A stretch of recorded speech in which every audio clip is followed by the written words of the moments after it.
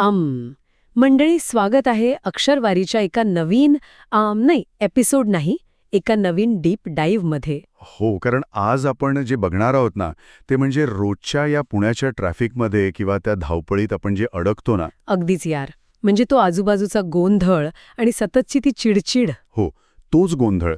आणि त्या गोंधळात शांतता कशी शोधायची याचा एक अगदी गेम चेंजर मार्ग आज आपण डिकोड करणार आहोत. ऑनेस्टली हा पूर्णपणे एका माइंडसेटचा खेळ आहे. एक्झॅक्टली.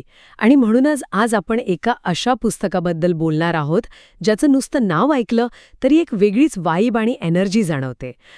ते पुस्तक आहे श्रीमद दासबोध आणि लेखक आहेत आपले समर्थ रामदास स्वामी. हो, आणि आपण कुठल्याही धार्मिक अंगाने यावर आज बोलणार नाही आहोत, हे आधीच क्लिअर करूयात. आपण या पुस्तकाच्या मुखपृष्ठावरच्या एका भन्नाट सीनबद्दल बोलणार आहोत. हो, म्हणजे आपण त्या पुस्तकावरच्या एका विशिष्ट चित्रावर फोकस करणार आहोत. म्हणजे यार, ते दृश्य नुसतं डोळ्यासमोर आणलं ना तरी खूप भारी वाटतं.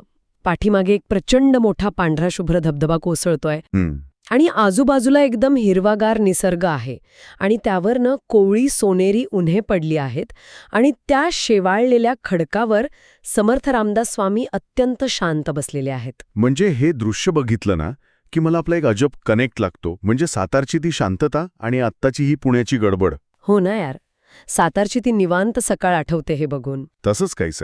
म्हणजे बघ, पाठीमागे धबधब्याचा एवढा मोठा रौद्र आवाज आहे, पण त्यांच्या चेहऱ्यावरची जी शांतता आहे ना, ती लिटरली नेक्स्ट लेवल आहे. हे असं फिजिकली कसं शक्य आहे? तेच तर. आणि मला वाटतं इथूनच आपला पहिला सायकोलॉजिकल लेसन सुरू होतो.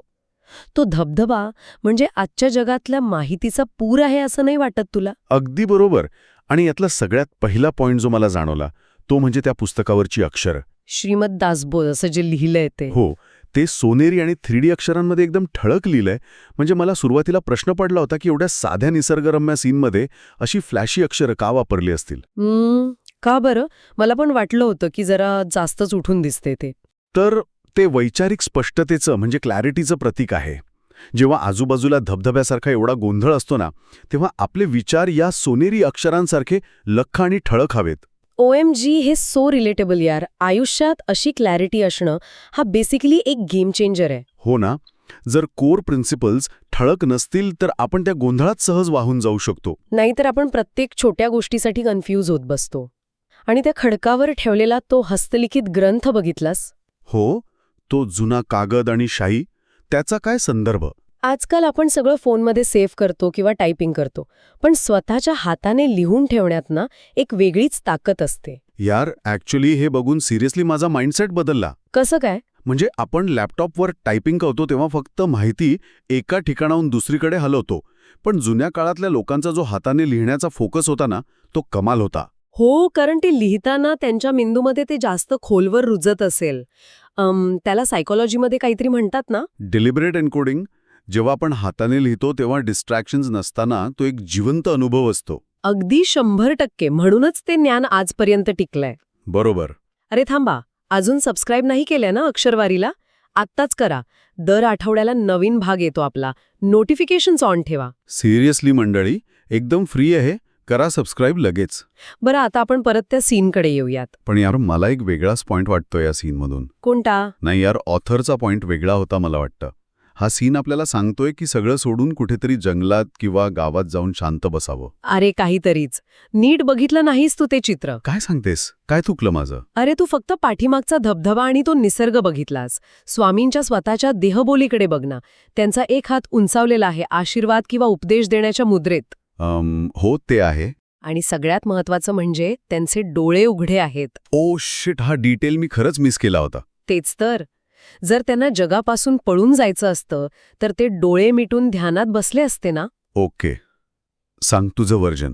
मग याचा काय अर्थ घ्यायचा? म्हणजे डोळे मिटून जगापासून पळ काढायचा नाहीये. जगात राहायचंय, इथला गोंधळ समजून घ्यायचाय, ज्ञान मिळवायचंय आणि ते उंचावलेल्या हाताने इतरांना वाटायचंय. चायला लई भारी. अरे हे एक्झॅक्टली आपल्यासारखंच आहे ना. म्हणजे पुण्यात राहून इथल्या कॉर्पोरेट प्रेशरमध्ये काम करूनही सातारची वॉर्मथ जपण्यासारखं आहे. पळून जायची गरज नाहीये. क्या बात आहे. भारी कनेक्ट जोडलाच हा. म्हणजे शांतता शोधण्यासाठी जंगलात जाण्याची गरज नाहीये. एक्झॅक्टली. ती शांतता आपल्या आत शोधून डोळे उघडे ठेवून आपल्या जबाबदाऱ्या पार पाडणं जास्त महत्वाचं आहे. आणि अजून एक गोष्ट जी मला खूप भावली ती म्हणजे स्वामींचा तो साधा वेश, त्यांच्या गळ्यातला रुद्राक्ष आणि बाजूला असलेला तो एक साधा तांब्याचा कमंडलू. हां, तो पितळी कमंडलू ना.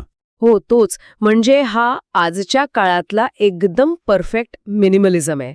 जास्त वस्तूंचा पसारा नसला तरी जगणं किती समृद्ध असू शकतं हे यातून दिसतं. खरे, सायकोलॉजीच्या भाषेत सांगायचं तर प्रत्येक भौतिक वस्तू म्हणजे आपण जे विकत घेतो ते आपल्या मेंदूची थोडी तरी ऊर्जा खात असते. हो ना, म्हणजे घरात 100 वस्तू असतील तर त्या साफ करण्यात आणि सांभाळण्यातच आपली निम्मी एनर्जी जाते. अगदी बरोबर.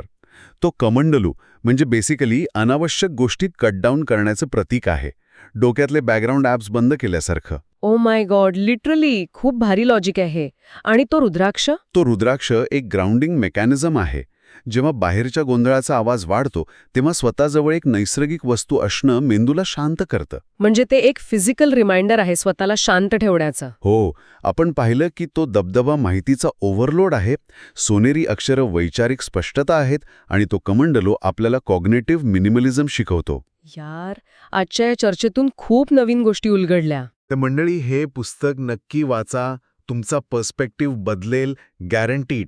आणि नक्की कमेंट करा की यातला कुठला पार्ट तुम्हाला सगळ्यात रिलेटेबल वाटला. आणि पुढच्या वेळेस आपण अजून एक नवीन विषय घेऊन येणार आहोत. हो, पुढच्या भागात एक और मस्त पुस्तक येतंय, सो मिस करू नका. बाय. जय महाराष्ट्र.